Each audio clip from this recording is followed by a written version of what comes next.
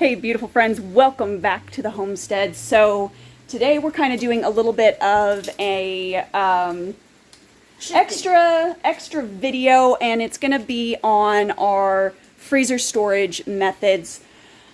We ended up getting another new 7 cubic foot freezer here, but we got an upright because this guy here died. I will link that video here in this video so that you can see what happened with that. Now, we did contact our local handy group. The problem is with the small cubic foot freezers, they don't seem to make the parts to replace when they go out. And from what we could tell, we had a thermostat issue. There's no thermostat available. We couldn't order it for the guy couldn't order it for us to change it out. Ergo, we just went on ahead and we got a new one, and we decided to get a small upright instead. Just because it's a little bit easier, things don't tend to get lost down in the bottom as readily, and it's easier just to keep it organized. Because when you are in a small space homestead situation, organization is critical, and utilizing every inch of space is critical. So let me show you what we've come up with. Alright, so obviously we have shelves. Now these shelves are not adjustable. There are probably others that are adjustable. Usually the larger uprights have adjustable shelving, but the smaller ones don't. But we do have quite a few of these crates that I had gotten 2 or 3 years ago, and they fold down and then pop up into this size, and it's actually perfect because this is all of our tomato sauce from this year. So it was all able to fit in here. We can keep it all organized. We can just pull this out, grab out the one that we need, and put it back in like we would a drawer in your. Oh, I mean, it's going to work out perfectly. Now, the top 2 shelves are a little bit narrower, so they won't have those baskets in them. But for the stuff that we have in those quart bags that we are freezing, the tomatillos are going to go in, tomatillo sauce and salsa verde. They'll be going in one, and then probably the applesauce too, because we've got some applesauce in there that will need to go in there like that. So this is just one of those small space storage hacks and things that you have to be willing to adapt and do. Now, is this 100% ideal? No, probably not, because we are using plastics, and yes, I do use plastics, but I try to make sure and use them as responsibly as I can. So this is just the way it has to be for now until we have maybe more of a proper pantry where we can keep things more shelf stable in a more shelf stable environment. Because our garage is not heated, it's not cooled, it's not temp stable. So freezing is where it's at, drying is where it's at for us. And if that's where you are, that's okay. And please don't let anybody shame you or make you feel bad for doing what you need to do where you are when you're there. You can make progress and slow steps towards doing things more sustainably down the line. But in the process of doing that, allow yourself to go through that process. And give yourself some grace, and don't let other people guilt you into doing something that you cannot do at that time. But I'm going to put you on hyperlapse because we've got to get these 2 freezers dealt with. We're getting all of the produce out and put over there, and then we will talk about meat. Okay? See you in a bit.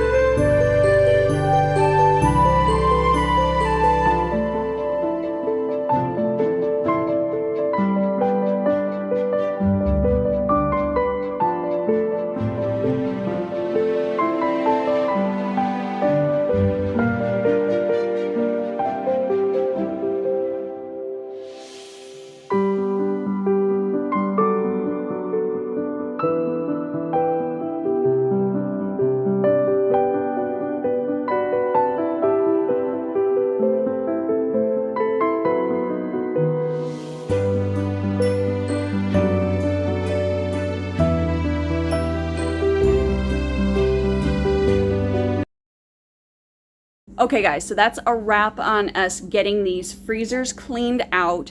So obviously we have moved as much of the produce as we can and condensed it into the small one and then the secondary small one.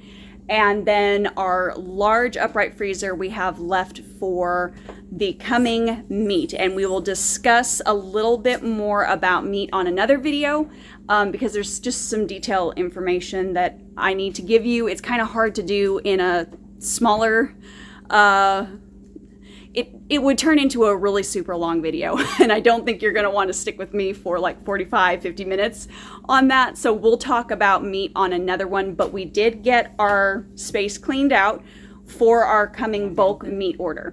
So just stay tuned, and we'll be talking more about those meats on another video, and then we will also be showing you what we are doing to get our meats and what that looks like for us. So we'll kind of walk you through a little bit more step by step the whole process of getting the bulk meat and then storing it. Okay, so let me show you where we are. Okay, so this is our storage situation as of right now. The ice will be going away, but we've got these two shelves for pork in particular.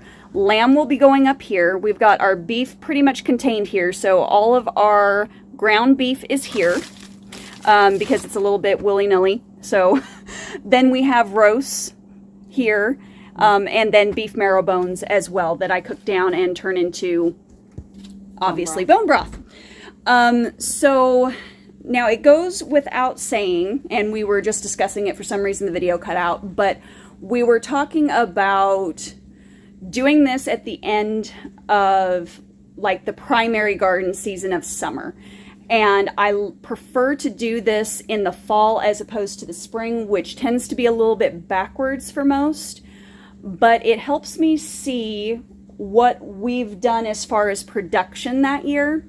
And then Mom was talking about how it shows us what we eat and what we don't eat. Yeah, so if there's still a lot of something in there that you haven't eaten yet, that's something you shouldn't be growing. Don't waste the space or the time growing that much of something the next or year. Skip a year. Yeah, skip a year. It's okay to skip a year on growing tomatoes or peppers. You can grow something else in that space next year that you may not have given yourself as much space for this year. Like for us, it was cucumbers. We had fresh cucumber eating, but we didn't make any extra for pickles and that kind of thing. Yeah. So you can look and say, oh, we're not eating this, so don't grow it. Yeah, so this year we grew a lot of the Red Ripper pea. That was on our trellis system, the cattle panel trellis system. So we have a lot of cowpea, and I'm really questioning if we're going to go through all of it or if we're going to have enough for a couple of years. So it's looking like we're going to have enough for this coming year and probably the following. So that means that we can save that trellis space and potentially put in a bunch of cucumbers that are vining cucumbers that we can grow up and get a larger harvest and make pickles with. So I don't know how obvious it is on our channel, but from one year to the next, if you've been here for a while, tell me if you've noticed this at all. If not, I can discuss it a little bit more in like a garden plan video, because that is a valuable thing and kind of a ever-changing and evolving thing that you need to do. We're looking at what we have. Right, because this time of the year is really when we are planning our summer garden for next year. So we are already planning what we are wanting to plant, what we need to plant primarily. Tomatillos is not going to be one of them. It's not one of them. It's really not one of them. Volunteer plans were probably Red Ripper cowpea, not in the plans for planting because we had an overabundance of those. We may go ahead and plant a few more like hot peppers next year. We're low on hatch, but we had enough hatch pepper to go through last year and this year, so we didn't have to plant hatch pepper this year, so we were able to save garden space and experiment with the yellow German tomato, for instance. Wonderful. Wonderful tomato. It is so good, it will convert you. I did not think it was going to make my top 3. It became my #1 tomato. Yeah. So, except for things that we can't grow, Meat. We can't grow meat. I really have no interest in raising cattle. I have We no... don't have the space. Even if we did, I have no interest in raising cattle. I don't want to do that. So because I don't want to do that, I'm willing to pay somebody in my town to do that well, because they enjoy doing that. But even if you don't live in a town where you can say, I'll split a beef with you or a quarter of a beef, even in big cities, there are meat packing companies that you can call, that they have meat hanging there that you can buy from direct, that's from farmers. Yeah, and local. you can buy it direct, that's fresh. Right. Fresh frozen, off the bone, there, and bypass the grocery store altogether. You're going to save money. You will save lots of money. It's hard in the beginning, and I'll talk about that also in our financial talk about buying bulk meat. It is challenging at first, but it is doable even on a majorly fixed income. Our chicken anymore, we have a lot of people that raise chickens in this area. Yeah. It's hard to find people raising chickens, though, that aren't using soy and GMO corn even in their feed. And that's one of my major allergens. So we actually order online and have it delivered frozen, because I've found there's places to source those things. You just have to do a little bit of digging, internet footwork to find it, and it's not hard. We can list the place that we'll put those links down below on the video. And it's things some stores have these products too. Some don't. You can go into some Whole Food chains and natural store chains, things that will carry the same brand, so you can buy it from them. But it doesn't cost you less that way. You can order it in bulk, and sometimes they have sales. Sometimes they give you free shipping if you spend a certain amount. And if you know that you're going to spend, okay, I can spend $200 on chicken right now, but I don't need to buy chicken for the next 6 months. It's there. It's done. There. You don't have to go anywhere. You don't have to go to the store. Yeah, and it's delivered to your door. And nowadays, that's what a lot of people like, is having it delivered so you don't have to go out. It's one thing that can be delivered. Same with meat, your beef and your porks and things. There's a lot of companies now where you can have things delivered to the door. You're just going to have to research, see what the cost is, and say, this is worth the effort, this is worth the money. Yeah. I'm going to set this aside, and I'm going to save up, and in 6 months, I want to buy X amount of meat, have it delivered, and put it in the freezer. And a cost-saving tip here, too, is to not go for organic. Organic labeling is not what it once was. It is actually more beneficial if you go for non-GMO labeling, because that is obviously not a bioengineered product of any sort. So the meat is not bioengineered. The feed, it cannot be bioengineered. They cannot be fed anything bioengineered. And so that means it's generally basically organic. They just haven't paid for the certification to label it as organic. And not all organic labeling is legitimate organic labeling. Not anymore. Sad to say. Which I understand, because the organic process is too expensive. It's ridiculously, stupidly expensive. And then, of course, when you have those up there who are saying, oh, yeah, we can use this chemical, which is not organic, and we can call it organic, you're actually consuming inorganic material. A little white lie, search, a little tweak, and we can make it organic. And a little internet research will reveal, show you how many chemicals are in American processed foods and meats and fruits and vegetables that isn't allowed in any other country. It's amazing if you go look. Scary. And you're willing to look and to believe that it's not conspiracy theories. There are a lot of companies. I saw on my Facebook feed ketchup. A major company ketchup. The ingredients for what's in American ketchup and European ketchup is absolutely mind-boggling. Mind-boggling. And to think, why? Why does it have to be different? Why are we consuming chemicals that are banned and have been banned in Europe for 15 years? Why do we? But there's even ingredients in there that aren't needed. Why are we adding that in there? To begin with, it's obviously not needed for preservation if they can do it in Europe without it. So, cut out the processed crap as much as possible. That's going to be our best bet. You're also going to save a ton of money because you're paying a lot of money for the convenience, and that's exactly what it is. You are going to spend time or you're going to spend money.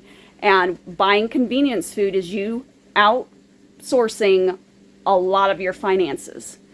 And if there's one thing I can say about having gone carnivore, I've actually saved money going carnivore, believe it or not, compared to my conventional diet that I was eating before, which was a whole foods diet.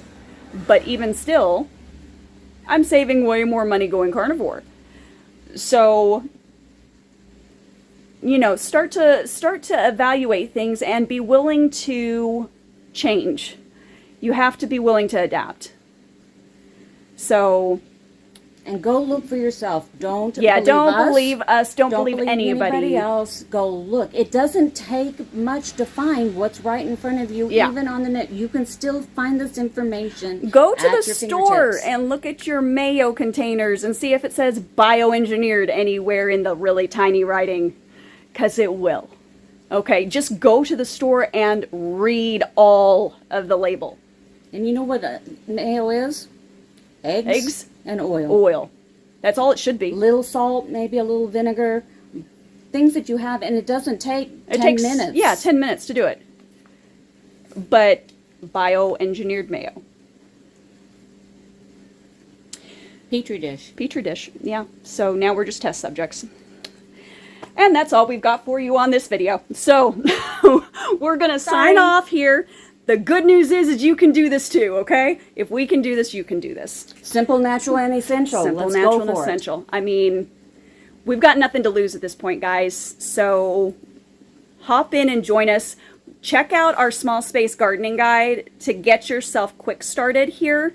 I'll drop a link down below amongst all the other links for our guide. It is a guide that we put together based upon our knowledge of almost a decade of gardening in a small space so that you can learn to do this effectively and feed your family too.